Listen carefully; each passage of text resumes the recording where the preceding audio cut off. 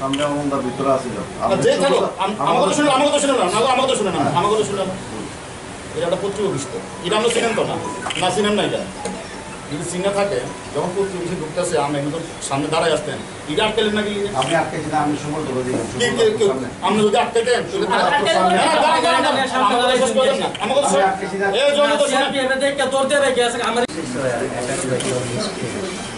So we are deeply shocked and we want that that the culprits must be arrested within 12 hours. Otherwise we will have to go for execution, and we have a program of sitting in a dhorna before the DGP's office. But it is after 12 hours. We would like to see the culprits in the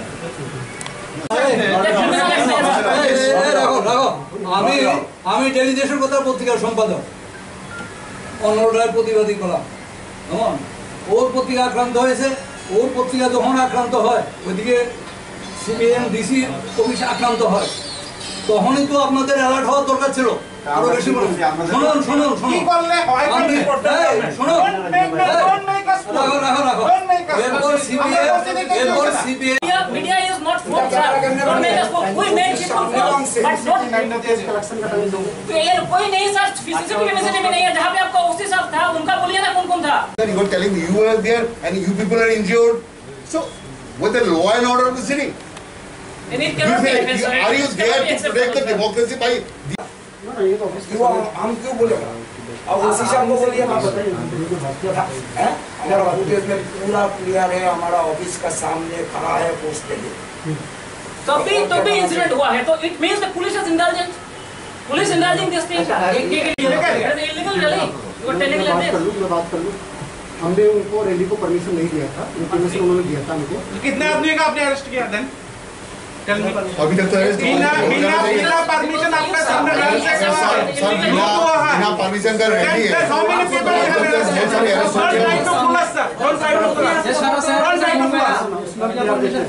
PR देते हैं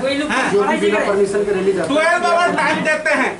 अगर कुछ नहीं हो इसके बाद district office में हुआ है देन हेडक्वार्टर में सीपीएम का हुआ है देन पर हुआ है सिटी का अंदर it is not the new one ठीक है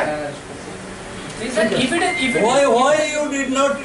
arrest anybody? Why? otherwise one day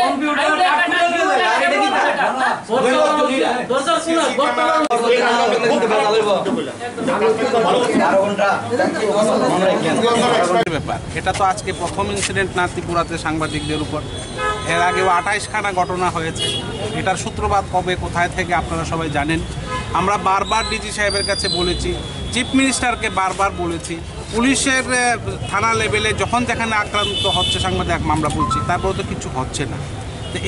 এইবার আমরা তার জন্য একটা দৃষ্টান্তমূলক একটা কিছু আমাদের তরফ থেকে মানে সাংবাদিকদের তরফ থেকে কি মুখ্যমন্ত্রীর কাছে বিষয়টা জানানো হয় হ্যাঁ একাধিকবার সমস্ত সংগঠনগুলি জানিয়েছে আমরা অ্যাসেম্বলি অফ জার্নালিস্ট পার্সোনালি ওনার সঙ্গে মিলিত হয়েছে এবং একাধিকবার আমরা আজকে ঘটনার সাংবাদিকরা সবাই আজকে থানাতে এসেছি এই ঘটনার আমরা তীব্র নিন্দা জানাই আমরা বলেছি সবাই মিলে আমরা দাবি করেছি যে আগামী 12 ঘন্টার মধ্যে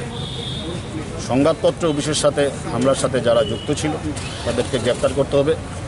না হলে আমরা সবাই মিলে বসে পরবর্তী পদক্ষেপ আমরা গ্রহণ করব ইতিমধ্যে আমাদের কাছে একাধিক প্রস্তাব এসছে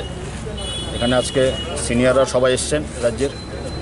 যারা আসেননি প্রেস ক্লাবের যিনি সভাপতি ওনার সাথে আমার কথা হয়েছে রাজ্যের তথ্যমন্ত্রীর সাথে আমি কথা বলেছি তথ্যমন্ত্রীকে আমি বলেছি যে এই ধরনের ঘটনা কোনোভাবেই সমর্থন করা যাবে না তো আমাদের একটাই দাবি যে সংবাদপত্রের যে ক্ষতি হয়েছে এবং ওনার ক্ষতিপূরণ দিতে হবে পর্যাপ্ত ক্ষতিপূরণ দিতে হবে আগের যে জায়গা ছিল অফিসটা সেই জায়গাতে ওনাকে আবার রিপ্লেস করে দিতে হবে আর গাড়ি যেটা ক্ষতিগ্রস্ত হয়েছে সেটার ক্ষতিপূরণ দিতে হবে আমরা যদি এগুলো আমরা না পাই তাহলে আমরা পরবর্তী সময় আমরা বৃহত্তর আন্দোলনের দিকে আমরা যাব এবং সান্নিধ্য করা দরকার যেহেতু আমরা 12 ঘন্টা টাইম দিয়েছি আমাদের তো রিভিউ করতে হবে আমরা কালকে কোন সময়ে প্রেস ক্লাবে বসতে পারি আমি এই ঘটনার পরে আমি আপনার উত্তর দিচ্ছি আমি এই ঘটনার পরে রাজ্যের মাননীয় মুখ্যমন্ত্রীকে ট্রাই করেছি একাধিকবার ওনার সুইচটা উনি মনে বাইরে আছেন সুইচটা অফ আছে আমি পাইনি কিন্তু তথ্যমন্ত্রীর সাথে আমি ইলাবোরেট কথা বলেছি এবং তথ্যমন্ত্রী এটা নিন্দা করেছেন উনি বলেছেন এগুলোকে কোনোভাবেই সমর্থন করেন না উনি এবং আমি বলেছি প্রয়োজনীয়তা ইমিডিয়েট ব্যবস্থা গ্রহণ করে মুখ্যমন্ত্রী যদি ফ্রি থাকেন আমরা আবার কথা বলব ঠিক আছে, দেখা যাক। আমরা তো এরকম আশ্বাস বহুবার পেয়েছি, মুখ্যমন্ত্রী বলেছে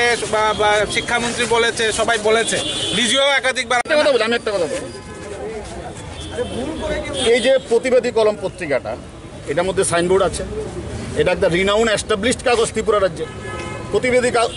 কলম পত্রিকা চিনবে না, এটা তো আমরা বিশ্বাস করি না। এক্সকিউজ মি আমরা পত্রিকাটা দেখায়া কলমের শক্তি প্রতিবাদী কলম দেখায়া কইতাস হিসাব হইব তারপরে তারা এখানে মারছে। আর সব কমপ্লিটলি জানতো তারা এখানে অফিসার না, সবচাইতে যেটা বেদনার ব্যাপার